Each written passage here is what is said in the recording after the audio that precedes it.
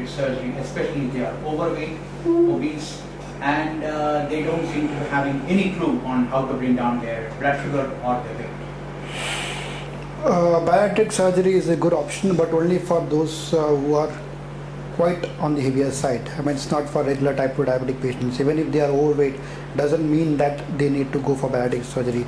Bariatric surgery has got its own range of complications, own range of issues which has to be followed, and there are a lot of lifestyle changes which has to be done even after the surgery. That has to be followed, and then there are the post-operative complications which can affect the patient. So it's only indicated for the right patients. Yes, it's indicated, it's good, but not for all diabetic patients.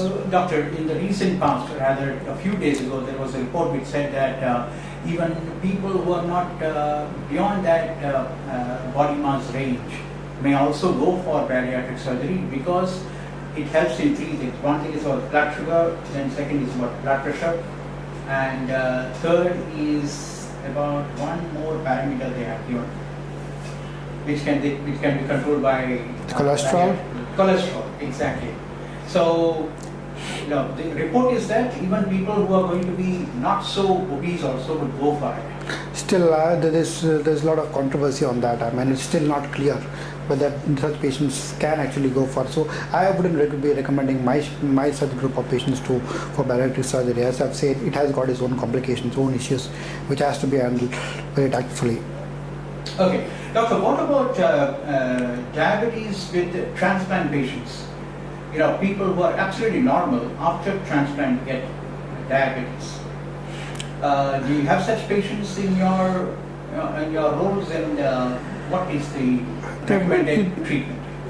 What happens is that all these transplant patients, they are usually on very high dose of immunosuppressants like corticosteroids, tacrolimus. I mean, and these are medications which kind of not only causes insulin resistance, okay, which but also has got a direct effect on the beta cells of the pancreas, affecting the insulin secretion, and that's the main reason why these patients develop diabetes.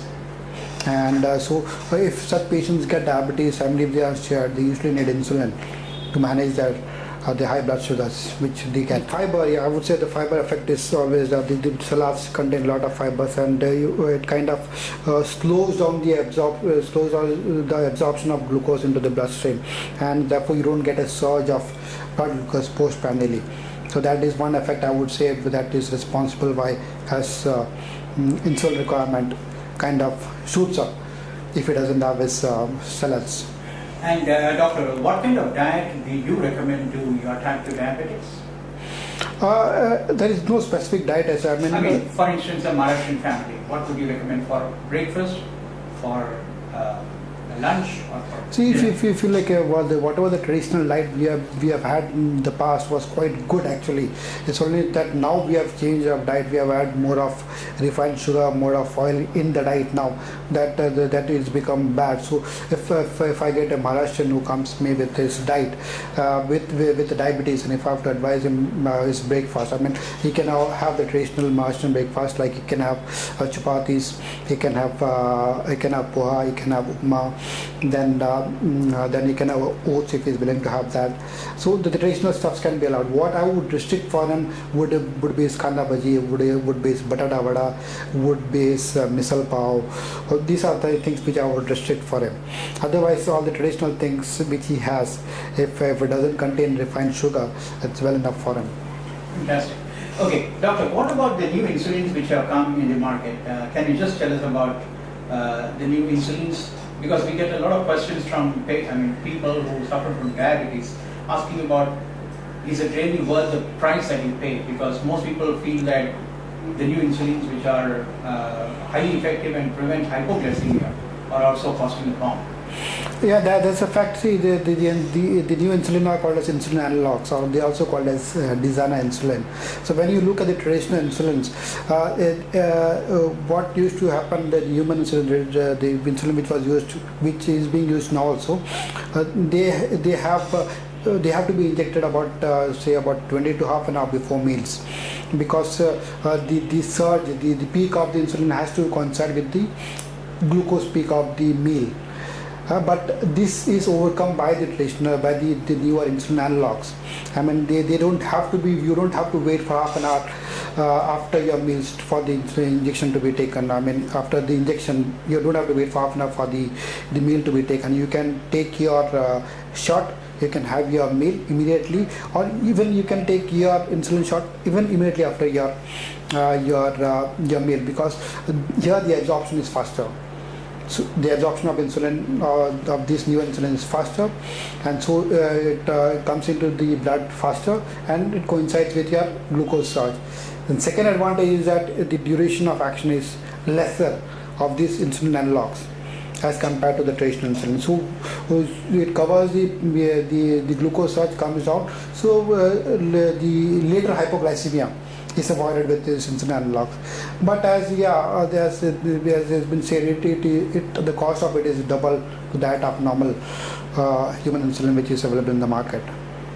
So how do you actually decide on which patient should be given the new insulin? The new insulin, I would say, the cost, as I've said, is the fact that the patient who can afford it. It's not, see, insulin when is initiated, patient usually have to take it for long term. It's not that you introduce insulin, give it for 1 month, then stop it. So the cost has to be, especially in India, the cost is a factor. We have to consider that. Patients who are affording, only to them I would say you be on insulin analogs. Otherwise, they can be on regular insulin also, but then a little bit of adjustment has to be done.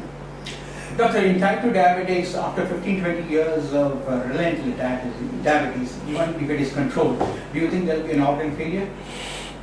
Yes, that is a possibility. I mean, as I have seen patients, who even after 4 to 5 years of diabetes, in spite of good control, they get some organ complications. And there are patients even after 20 years of diabetes and still they don't have any organ problem.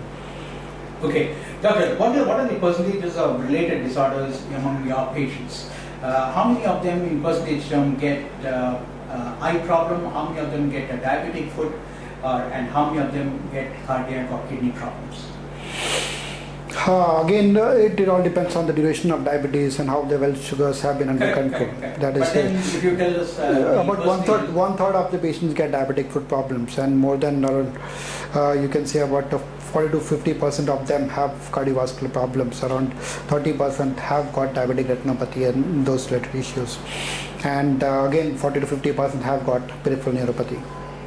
Oh, I see. And when you talk about diabetic foot, is it so high? I mean, the prevalence is so high? 30% of them? Yeah, one third of them, they get some diabetic foot problem now or some later on in their life. That is a figure which is the more the duration of diabetes, the greater risk of getting a foot problem. And you think most of them have vascular problems, or is it only neurological problems? Neuropathy is more common than the vascular problem, but yes. But it's considered as vascular is more dangerous. Yes, vascular is more dangerous. But that the prevalence is slightly lesser. Lesser than the neuropathy comes first actually. Okay. Doctor, what about sugar maintenance in kidney patients? We have several emails also we have got where the kidney patients, ESRD patients with diabetes, they have a huge problem maintaining their sugars. So in such cases, among your patients, what kind of recommendation would you give? Would you give the margin to be higher, the sugar margins? Yes, up yes. to 160, 180? There are a couple of things involved here. I mean, patients who are on end-stage renal diseases, they are usually on insulin because the tablets are contraindicated. And what happens here is that insulin is metabolized by the kidney, so they are usually on short-acting insulin. True. And they are also on low doses. Since the kidney is compromised, the action of insulin is prolonged, and therefore the risk of hypoglycemia is more. Second thing is that these patients are uremic, their appetite is poor, their intake is poor. So I would always prefer that such patients, you try to keep sugar a little bit on the higher side. I mean, it's not, you don't have to be too rigid with the blood sugar. So a short dose of insulin, especially those on dialysis, you have to adjust the insulin dose again. Okay, doctor, what is your glycosylated hemoglobin number? Every diabetologist has this typical number. What would yours be? as per recommendations, I mean, I would say younger patients, I try to be a little bit more rigid with that B1C because they have got longer to live, and that they have.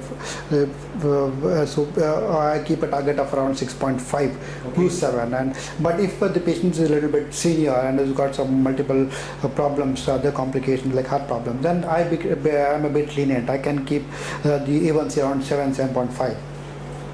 Okay, and even with men and women, is there any difference in hypoglycosylated hemoglobin? No, I keep the target same actually. As per the complications and all those other factors involved. My last question is about the government policies. When you meet so many patients out here, by the way, how many patients do you meet every day? I see about 40 to 50 patients, diabetic patients every day. Okay, now when you see such a large number of patients, especially the epidemic of diabetes is quite imminent. What, according to you, should the government be doing? Let it be on the municipality level or the state government level or the central government. From your daily experience, when you feel that, okay, if this policy was introduced or this policy has been changed, then it can actually help the diabetic. What kind of changes? This is actually a very, very good question. Actually, when we look at statistics, we have some 60 million people with diabetes now, and this estimate is projected to be doubled in next 30 years. Okay, so we can have some around 120 million people with diabetes. So the government has to realize that there is an epidemic and diabetic is a big problem. It affects not only the person, it affects the whole family, it affects the economy, it affects his working hours, it affects his productivity. So the policy makers should emphasize more on prevention of diabetes, prevention of diabetic complications. So when you talk of prevention, we say, as I say, the figures are going to double in 30 years. So our target should be, when you think about it, who is going to grow? Which is the target group in next 30 years? It would be the children. It would be guys who are in children, basically who are children now. And when we talk of prevention, we have to know the cause. We know the cause is lifestyle. We know the cause is obesity or the weight. So the policy maker should, should target, as I've said, should target at school levels. They should implement policies where children have access to more healthier food. Children have access to more physical activity. They should have, the policies should be such that where they restrict fast food outlets in front near schools, cola outlets near schools.